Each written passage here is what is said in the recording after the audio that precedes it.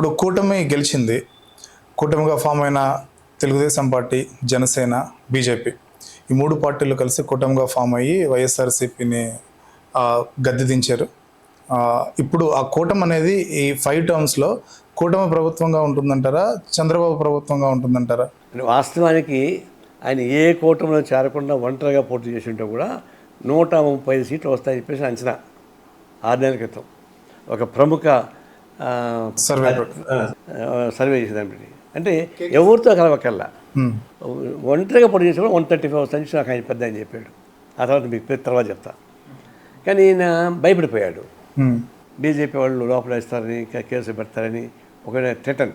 అది Amit Shah criminal brain కదా, వాళ్ళు సౌత్ ఇండియాలో స్టెప్ ఇన్నాను కాబట్టి ఇతన్ని బ్లాక్మెయిల్ చేయడం మొదలుపెట్టారు.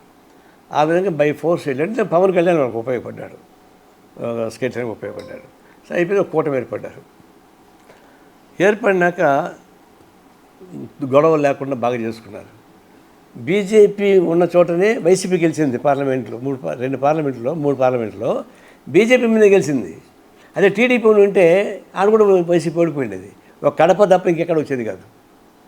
దాన్ని బట్టి బీజేపీ వాళ్ళ నష్టం తెలుసు ఆయనకి. 4% ఓట్లు పోతాయని తెలుసు.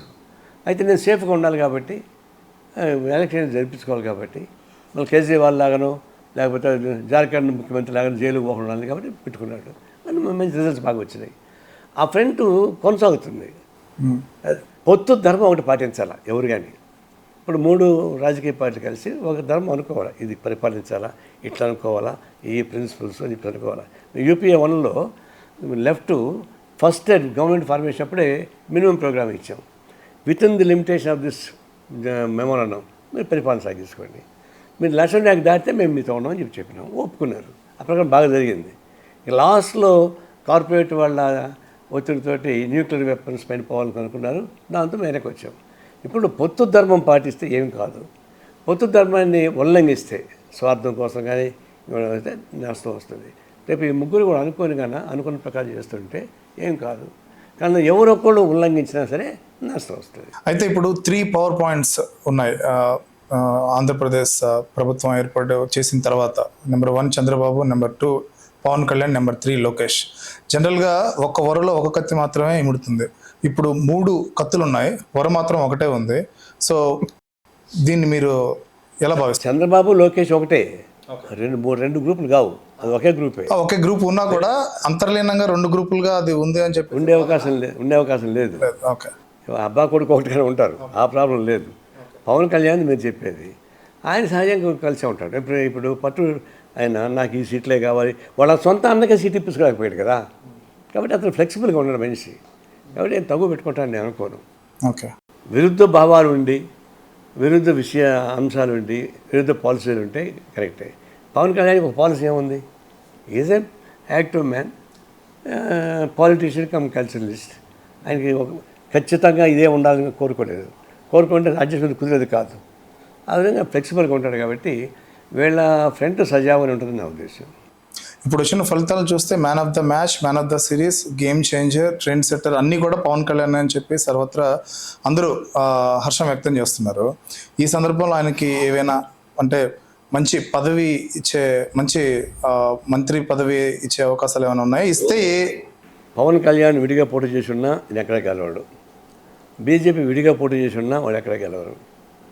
చంద్రబాబుతో కలిశారు కాబట్టి గెలిచారు, కాబట్టి కాంబినేషన్ వాళ్ళు గెలిపించుకున్నారు, అది వచ్చింది. దాన్ని మనం అదే విధంగా చూడాలి. దాదాపు ఇది టీడీపీ ఫ్రంట్గానే చూడాలి తప్పితే 3 శక్తులు 3 పార్టీలు అనేటువంటి చూడలేము. ఒక కట్ చేసి చూస్తే బీజేపీలో ఉన్నటువంటి అభ్యర్థులు ఎవరు చెప్పండి? అంత టీడీపీ వాళ్ళు ఇప్పుడు పరవశంగా ఒక టీడీపీ హార్డ్కోర్ ఓడిపోయాడు, మిగతా వీళ్ళే. వాళ్ళ ముఖాలు చూస్తే అంత టీడీపీ లాగానే కనిపిస్తుంది, ఇంకా సపరేట్ తెలియదు. అందువల్ల ఆ ప్రాబ్లం ఏమి ఉండదు. అంటే గన్ షాట్గా ఎన్ని స్థానాల్లో అయితే జనసేన పోటీ చేసిందో 21 స్థానాల్లో 21కి 21 కొట్టింది. అలాగే లోక్సభ స్థానాల్లో కూడా 2 అవుట్ ఆఫ్ 2. ఇది ఎక్కడ జరగలేదు. అంటే క్లీన్. అంటే ఆయన ఇప్పుడు ఇదేం చేశారు, ఎక్కడైతే బీజేపీకి టీడీపీ సీట్ ఇచ్చిందో అక్కడ బీజేపీ ఓడిపోయింది, వైసీపీ గెలిచింది. పవన్ కళ్యాణ్ నుంచి చోట ఎక్కడ బీజేపీ సీట్లు ఇవ్వలేదు కాబట్టి బతికిపోయాడు. బీజేపీ ఎఫెక్ట్ ఉంది అక్కడ, అందువల్లే పోయింది. ఇప్పుడు పవన్ కళ్యాణ్ నిజంగానే చెప్పాలంటే అగ్నికి ఆజ్యం మోసినట్టు, అగ్నికి ఆజ్యం మోసేట్టుగా. అగ్ని టీడీపీ, ఆజ్యం పవన్ కళ్యాణ్, ఇది పనిచేసింది. ఆ కాంబినేషన్లో పవన్ కళ్యాణ్ ఎఫెక్టివ్గా పనిచేశాడు. చంద్రబాబు నాయుడు కన్నా ముందే ఈ వైసీపీ భూలోపల తొక్కేస్తా చెప్పినాడు అతను ఒకడే. తర్వాతనే మళ్ళీ చంద్రబాబు చెప్పాడు. ఓటు ట్రాన్స్ఫర్ బాగా జరిగింది మూడు పార్టీల మధ్య. అందువల్ల బాగా ఎఫెక్టివ్గా క్యాంపెయిన్ చేసే మాట వాస్తవం. అతనికి ఫాలోయింగ్ కూడా ఉంది. నిర్మాణం లేదు, ఫాలోయింగ్ ఉంది. నిర్మాణం టీడీపీ, ఫాలోయింగ్ పవన్ కలిసి కాంబినేషన్గా వాళ్ళు విజయం సాధించారు. ఆయనకి ఏ పోస్ట్ కావాలంటే ఆ పోస్ట్ చంద్రబాబు ఇస్తాడని అనుకుంటున్నాను. గౌరవప్రదంగా తను ఏమి కోరుతుంది ఇస్తాడని అనుకుంటున్నాను.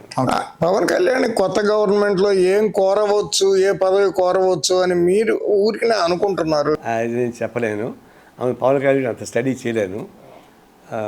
ఏదో గౌరవప్రదాన్ని పోస్ట్ చేస్తాడు, కానీ కాంట్రవర్సీ కూడా చేయడు. నేను ఇదే చేయాలి అని పట్టుదల కూడా పెట్టుకోడు, ఫ్లెక్సిబుల్గా పోతాడని అనుకుంటున్నాను. ఇది గెలుపు కూటమి అని మీరు ముందే ఊహించినప్పుడు ఈ కూటమితో మీరు ఎందుకు చేరలేదు? కుదరదుగా, బీజేపీ వాళ్ళతో ఉంది కదా. బీజేపీ వాళ్ళతో లేకపోతే మా తంటా మేము కూడా పడేవాళ్ళం. ఎప్పుడైతే బీజేపీతో చేరినారో మాకు సీట్ ఇచ్చా కూడా మేము పోం, అది సాధ్యం కాదు. మీరు చెప్పిన కరెక్టే. బీజేపీ కరెక్ట్ లేకుండా ఉంటే తనన్నా ఆఫర్ చేసేవాడు, నేను మేమని అడిగేవాడు. పొత్తు పెట్టుకోకపోయినా గత చరిత్రను పరిశీలించినట్లయితే విపి సింగ్ తను గెలిచే సందర్భంలో బీజేపీ అలాగే వామపక్షాలు రెండు కూడా పక్క నుంచి మద్దతుగా నిలిచాయి. అదే మద్దతుని మీరు కూటమికి అంటే బీజేపీ అన్న ప్రాస్పెక్టివ్లో మీరు మాట్లాడు. వాజ్పేయి ఉన్నప్పుడు, ఎన్టీ రామారావు ఉన్నప్పుడు అవి కొన్ని జరిగాయి. ఒక చేత్తో లెఫ్ట్, ఒక చేత్తో రైట్ పట్టుకొని నడిపించాడు.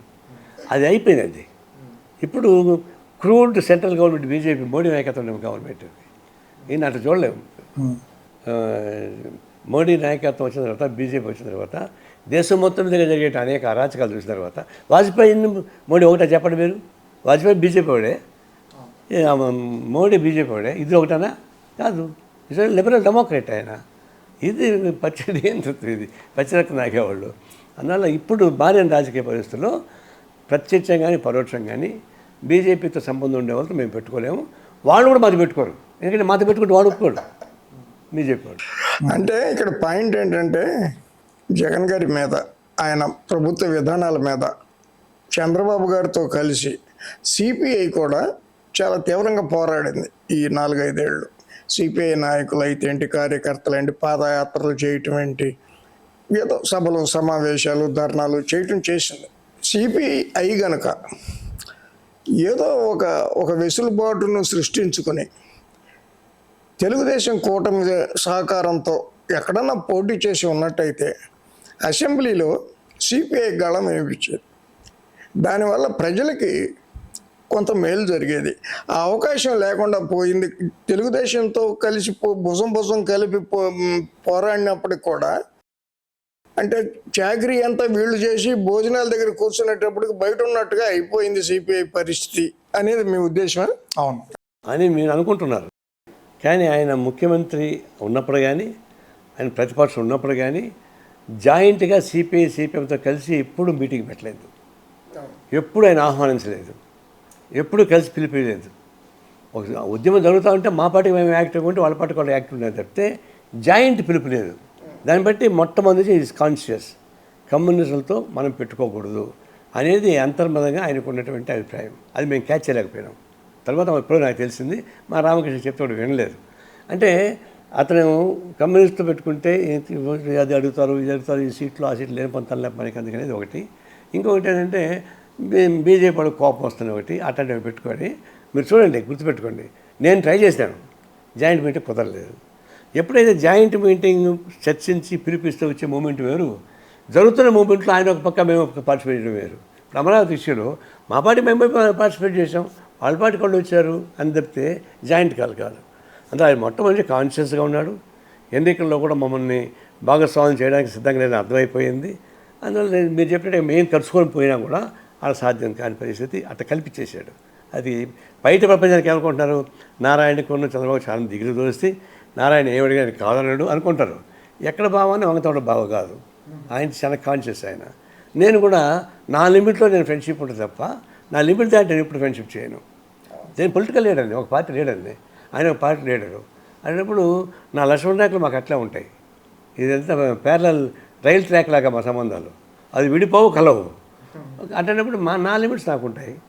ఆ మధ్యలో ఒక స్టేషన్ అనేది ఉంటుంది కదా, ఇప్పుడు వామపక్ష చేసి ఆయన ఆ పక్క సంబంధించిన మేము ఈ గళం పక్క. అనేది సభలో వినిపించకపోతే దానివల్ల ప్రజలకి అదేం చేద్దాం నష్టం చెప్పండి. చేకూర్చే- ఇప్పుడు మాకు మేలుగా పోలేం కదా, తను జాయింట్గా రాకుండా. అదే దానికోసం ప్రజా సంక్షేమాన్ని మీరు దృష్టిలో ఉంచుకొని కనీసం పొత్తు పెట్టుకొని ఎక్కడైనా పోటీ చేసి ఉంటే ఖచ్చితంగా ఆ సభలోకి వెళ్ళే అవకాశం అనేది మీకు నువ్వు నన్ను లవ్వే చేయబో, నేను లవ్ చేసేట్లయ్యా, నువ్వు కూడా లవ్ చేయాలి కదా. ఒక్కళ్ళ కోసం కాదు కదా.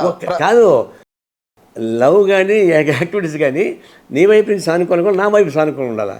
నువ్వు ఎడమొక్కం పెట్టి అటు కూర్చుంటే నేను ఎంతసేపు నీ ఎంట పడేది. వాళ్ళు పెట్టుకున్నా కూడా ప్రజా సంక్షేమాన్ని మీరు దృష్టిలో ఉంచుకొని ఎంతని? పెడితే బాగుండేది కదా. ప్రజా సంక్షేమం అయితే మేము ఉద్యమాలు చేస్తున్నాం, ఎక్కడ ఒక్క ఇష్యూ కూడా మిస్ కాలేదు.